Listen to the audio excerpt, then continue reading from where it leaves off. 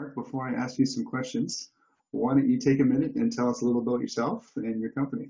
Sure. I'm Mark Bossert. I'm 63 years old. I'm happily married for 30, coming up 34 years. Awesome. Couple of kids, couple of grandkids. Those are the important things in my life. Our business is a small boutique marketing business. We've run that for 11 years, and we've helped all kinds of hundreds of businesses make more money, essentially, through as we've grown, as we've moved through those years and evolved, it's become more about content. What message do you deliver to connect with the people who you want to attract into your business? And so that's what we focus on. My background is immensely varied, everything from digging ditches to psychotherapist to, running marketing for billion-dollar companies and on and on. 24 years of doing search optimization and content creation on specifically for the internet, but a big varied career before that as well. Awesome. And I heard you mentioned the magic word in there, connect. So you mentioned creating content to connect with their customers. So what do you think it means to connect? Well, I think I'm very introspective, I guess is the right word, kind of guy. And what it means to connect for me is who am I? Being very, very clear about who I am and then offering that to the world. And who that is, who connects with who I am, will be the best customers for my business and for me. If I'm wearing a mask, and as we all have, I'm sure, in different sales careers along the way, I became very adept at wearing masks, being a chameleon, being whoever I felt like would connect best with the other person to match what they wanted. And what I've evolved into at my advanced gray-haired, wrinkled face years is that I don't care about that anymore. If who I am is something that's attractive to the person who I'm talking to, we'll connect on a deep level. And that's the only thing that matters, is connecting deeply. Doing something on a superficial level is not interesting to me anymore at all. And it's not very profitable, honestly. Those relationships don't last. They don't have meaning. They don't offer value. The value comes from the deeper the connection. So that's what I think it means to connect, is being who you are. And that is driven by knowing who you are. So for me, that's about practice, daily practice.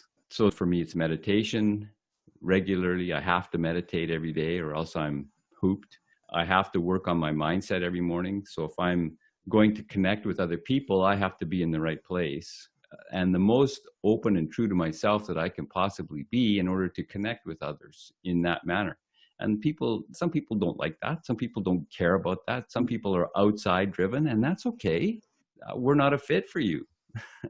And that's totally fine. Yeah. And so you mentioned meditation. So describe your practice a little bit, because I know a lot of people have wondered about meditation and does it work, or they struggle with it. So how have you made it work for yourself?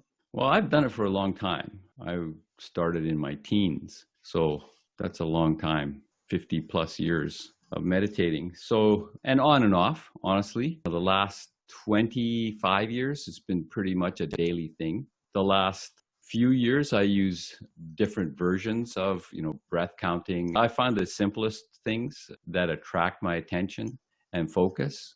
It's consistent that the mind starts off noisy. It's hard to focus. Meditation for me is focus. I was a martial artist in my teens, won a national championship in, full contact fighting. And that was all about focus. I learned all about that. It was focus was what made for a successful combat career, where, if you were unfocused or your mind was really crazy when you stepped in the ring, it wasn't going to be a good day, no matter how high you kept your hands. And if you were very focused and clear and your mind was calm, it was always a good day. So that's how I like to approach my life at this point, is that it took a while to glom onto that and not reject that focus later. But, I keep returning to it and improving. It's a practice. It's like anything. I think life is practice at this point. Mm-hmm. Yeah. It sounds to me that is what has brought you success with your clients, because you're talking about, one of the things that you're good at is you get them focused on what they need to focus on and working on that incrementally. So maybe tell us a little bit about that, how you translate that, your personal, just the way you are, into confidence in dealing with clients and how they see success as a result. Sure. So our process at this point is to create these sorts of conversations with our clients where I'm more of the guy asking the questions and they're answering, and we're talking about what they bring to their client. So if they're business to business or business to consumer, what the value is that they, how they operate, what are they doing? What's the customer of the week? What's the repair of the week? What's the example of where they're delivering stuff? What are they doing? Where are they expanding? All those kinds of stories that actually create connection and give examples. Because people, when they're searching for X, they're looking for that specific, say if it's a car, they're looking for that BMW 325i, and maybe even down to the year that has this problem. They want that. That's what they're looking for to get repaired. Right.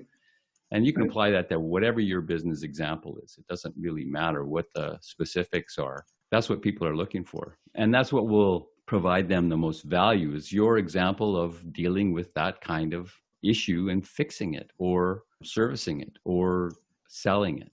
Those are the things that, that create connection and then create loyal client. For us, it's all about finding those 1,000 super loyal clients that you can build your business on to grow really rapidly from there. So maybe tell me a little bit more about that. So 1,000 clients. So does that apply across industries, or are you thinking of a certain type of person where, that 1,000 client number makes a difference?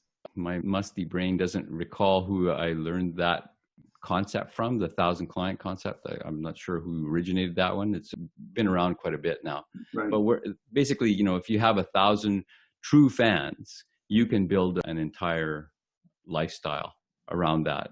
Right. That will give you enough revenue each year with 1,000 super fans that you will always be able to make a really good living, because they'll stay with you for as long as you want to do what you're doing. So finding those 1,000 true fans by providing great, there's the mechanics of being a really good business operator, of being a good manager, of being able to have the emotional intelligence to connect well with your staff and with your people so that you can, express emotions appropriately and, responsibly, and be honest about, when you make a mistake and fixing it. Those are the key things. And, we don't really help with that, but that's the kind of clients that we look for, are the people who are living in that manner, because they will have the best results from creating a story that connects with people and then fulfilling it. The worst thing you can do is creating this wonderful story that looks, Disneyland, and then you walk in and it's old and burnt and musty, and, guess what? You have lost that customer ever. And they'll make sure they tell lots of other people that that's what you did. Yes. Yeah. The last thing I'd like to kind of mention is mindset. I think is not the only thing, it's everything, or it's not everything, it's the only thing. Whatever way you enjoy framing that, I think mindset is critical. Right. For me, the most important thing is to be happy and satisfied with my day. And, for me, that breaking that down into chunks, so that the win the hour, win the day kind of concept, or win the next 15 minutes to win the hour, to win the day. It depends on how far you want to take that. But it can, if you follow it, when I follow it, it works the best to make sure that my day is very productive, but also very fulfilling. And that's at the end of it all. That's what's important about, putting my head down to sleep and being thankful for this day and the results I am creating and the people I've connected with. And so connecting is part of that, whether you're using social media right now to connect with people on a regular basis. It is a regular daily practice, just like everything else. Having that mindset right, having that clarity and focus to create the content that's going to connect with people is really important. Yeah, absolutely.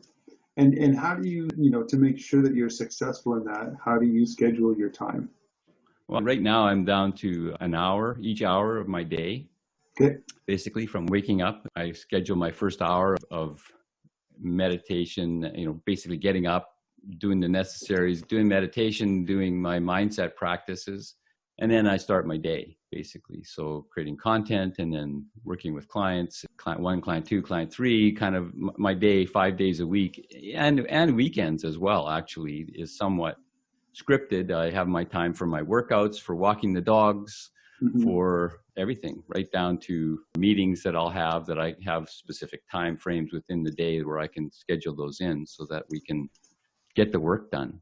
Yeah. Right now, we have a lot less work, honestly, because it's, we had a lot of clients that were closed. We had a lot of clients in the health industry, and they're just not operating right now. They have a few sporadic clients through telehealth, but their clinic isn't open. Right. So we're reevaluating a lot of things. I'm sure a lot of people are. We're reevaluating where we want to go next. What's the next evolution of Top Local? And it's an exciting time. I think the world is kind of taking a breath here. What's next? It's going to be different. It's going to be different. Yeah. I'm curious to see what the new normal is going to be. So I don't think it's not going to be the old one. That's for sure. Well, there'll be a lot more of this. So if you're not comfortable with talking into a weird little camera directly, then start practicing, because it's going to become normal. Yeah. Well, maybe I'll ask one more question then on that. So why is this a good time to connect? Well, it's a good time to connect because a lot of people are probably feeling like I do often during the day, which is like just profound confusion or asking, what do I want to do next? And that's a very powerful place. Confusion is the doorway to learning. One of my favorite mentors used to say that all the time. And I think it could be sadness. It could be a fear. It could be, we lost my mother-in-law a couple of weeks ago, and, there's still sadness and mourning over that. Yeah. So, I think a lot of it, why is it a good time? There's a load right now of uncertainty that we all are feeling, and sharing that load with others tends to open up possibilities rather than just sharing. It's more about talking about, well, this is how I feel, and then because I've expressed it, I've released it, and now I can move on. Yes. Where if I try and hold it down and ignore it and just press on, that's just increasing the burnout that possibly many of us were feeling prior to this taking place, prior to this, deep breath that the world is taking. And so sharing that is a good thing. Yeah. And outside of, creating stories for clients, et cetera, how do you recommend they connect with people? LinkedIn is my weapon of choice. I'm on Twitter as well, but LinkedIn is really my place to connect with others. That's where I've found I can create and find the people who I align with the best. They're out there telling their stories. And so it's easy enough to connect with them. They're not necessarily customers, or even will they be customers, but they understand the value of connection and how to connect to others who could possibly be customers. Well, right now, that's not my focus. It's not about growing my business. It is definitely a reevaluation, take a breath time and go, well, what is it? Do I want to start creating apps? Do I want to get back into programming, which is definite possibility? Or, how do I incorporate more AI into my business? Something is definitely on the list of to-do list for this year.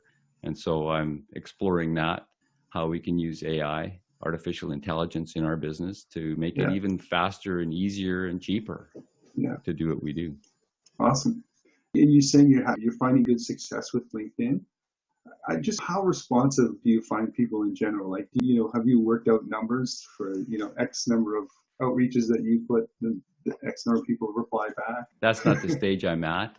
I'm not necessarily driven by those kinds of metrics at this point, partly because I don't have to be. And it takes a lot of the fun out of it. I've been in 100% commission sales, what you eat, you kill, every month you start at zero.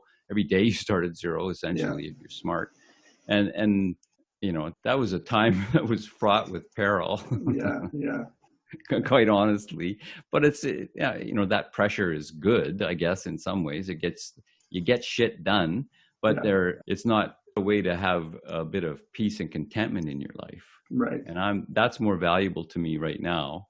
And the kind of people I want to connect with, where we provide the best value consistently, is when we're in a place of, knowing really clearly what our value is and connecting with people on that level, rather than being driven by numbers and revenue and those kinds of stuff. If we're really focused on being who we are, the rest of the stuff comes. Yeah. When I focus just on the revenue, I get freaked out, and then the actions don't happen as clearly, or the message, I have commission breath at that point, and nobody wants to talk to me. Yeah. So, whatever works for you, do it. For us, it's definitely an inside out job. Yeah. So you're essentially, one of the things I like to say is, connecting or networking without expectation, so that you're kind of approaching that, you're connecting with people, and you just kind of trust that ultimately you're making connections with the right people, and it's going to work out. You'll attract the right people because it does, over and over and over and over. I mean, when you've lived for a longer piece of time, you've had plenty of experiences. It always seems to work out somehow. Mm-hmm. Might not be all that comfortable to be down to your last 25 cents that you used to go take the bus and interview for a job, where I've had that experience and got the job because I was able to become calm as I sat there waiting to be interviewed. I was able to be within myself and just be myself, rather than, I got to have this job. And, I got the job and I survived. And there's many experiences like that. So I've come to trust that, everything's always working out for me. Good. Thanks, Darrell.